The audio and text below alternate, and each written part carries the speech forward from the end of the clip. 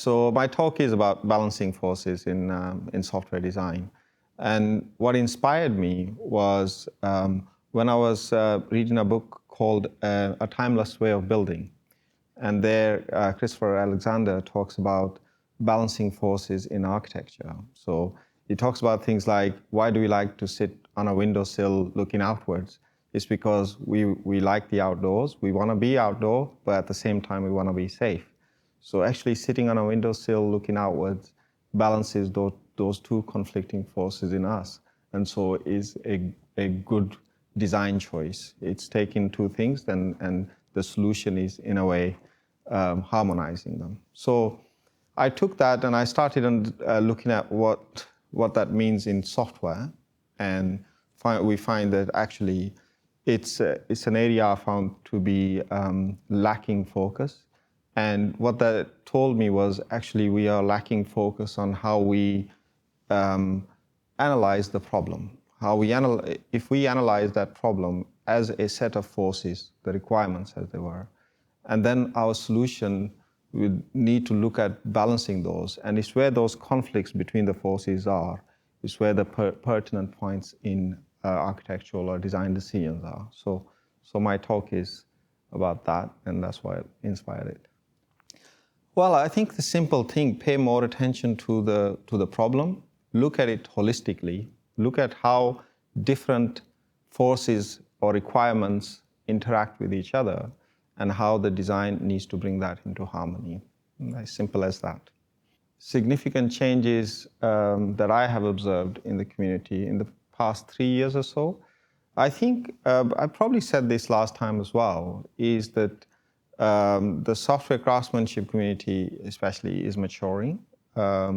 It's becoming more and more about the value, right? The value that we provide is getting closer to the business, but at the same time, keeping that focus on sharpening our tools, making sure that we are doing a good job. So I think it's maturing in that way. We are less focused on just the solution, and we are more focused on value and more focused on that mindset of delivering value. So I think it's definitely maturing and going in the right direction. What does software craftsmanship mean to me?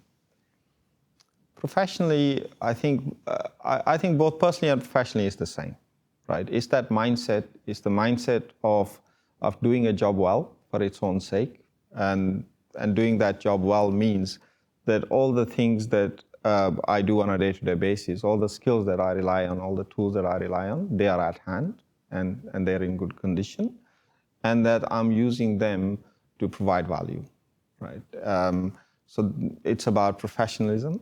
It's about making sure that I am pragmatic in finding the right trade-off. How do I best learn? So in the early days of when I was learning my craft, as it were, I was more interested in kind of honing the individual skill, the TDD, knowing a particular technology, understanding a particular knowledge.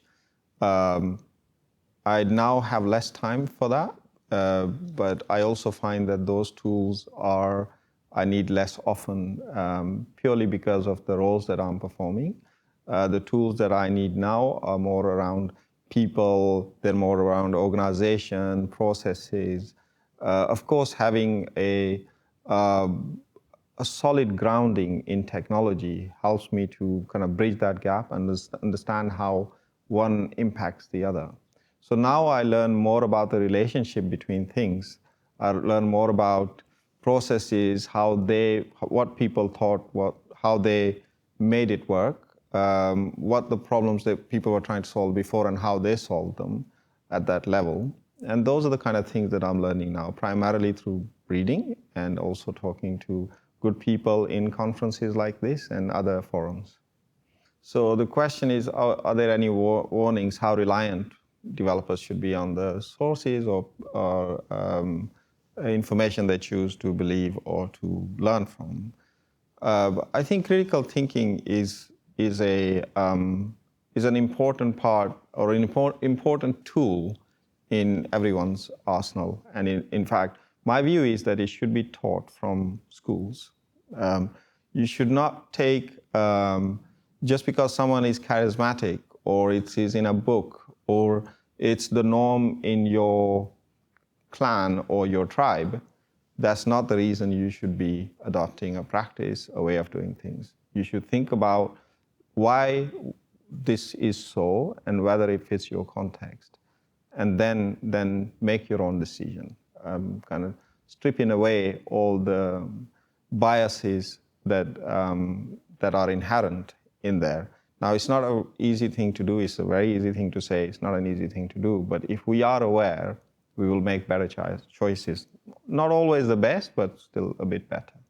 Codurance apprenticeship program is extremely important in many ways for us. One thing is, purely from a business point of view, is the best way of getting that talent early, taking them on a road that they need to go on in order to become excellent professionals, right? So from a business point of view, it makes perfect sense.